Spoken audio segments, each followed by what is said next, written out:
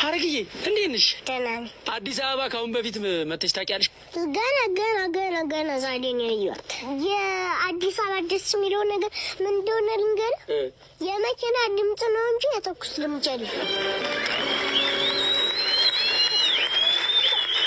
ከጸሎት እንጀምር። የእግዚአብሔር ፍቃድ ከኛ ጋር እንዲሆን ማለት ነው አይደል? አዎ።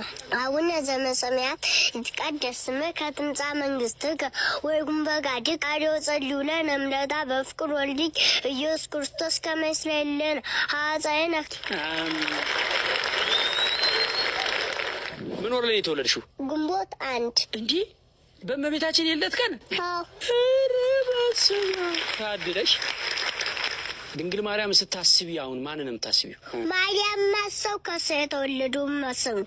ከእሷ የተወለዱ ማሰብ የላከውን አባቱን ማሰብ ነው። አባቱን ማሰብ የሕይወት መንፈስ ቅዱስ ማሰብ ነው ይልና እንግዲያውስ ማርያም ማሰብ ስላሴ ማሰብ ነው። ማርያም መርሳት ስላሴ መርሳት ነው። ያከበራትም ማለት ነው።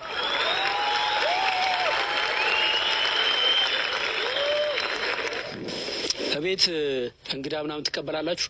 እንግዳ ሲመጣ ገና በሉ ላይ እንደገባ ተነስቶ ማስቀመጥ እንጂ ዝም ብሎ እየተጫወቱ ከገባ በኋላ እንደገና መጫወት እንደገና መያዝ እሺ ያስረግማል። አሁን እዚህ አዲስ አበባ እንዴት ነው ሰው እንግዳ ሲመጣ ብድግ ብለው ይቀበላሉ ልጆች? የሰው ተንኮል አለግም። የሰውን ተንኮል የሚለቅም ሰው እሱ ዝንብ ነው ይላል መጽሐፍ። ዝም ብላችሁ ቁስል ለቁስል አትሂዱ። አብላችሁ የሚኖረውን ሰው ቁስል አትፈልጉ። አበባውን ነው መልቀም። እኛ እኮ ፈጣሪ የሚያጸድቀን ደጉን መልጦ ነው እንጂ ክፉን ቢመልጥም እኛ አንድንም ነበር።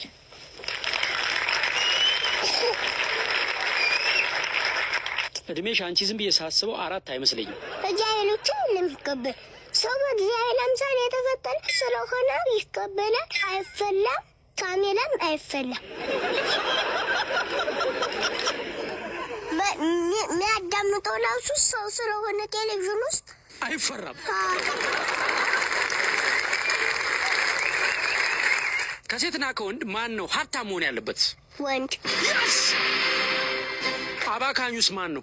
እንዳንጣላሽ እንዳንጣላ ስህተት እንዳሰኝ ነገር እንዳይበላሽ ባለቀ ሰዓት አንድ ነገር ልንገርህ። እኔ ማለት ነው ሁሉም ቤተሰብ እወዳለሁ፣ ሰይጣን ብቻ ነው የምጠላው።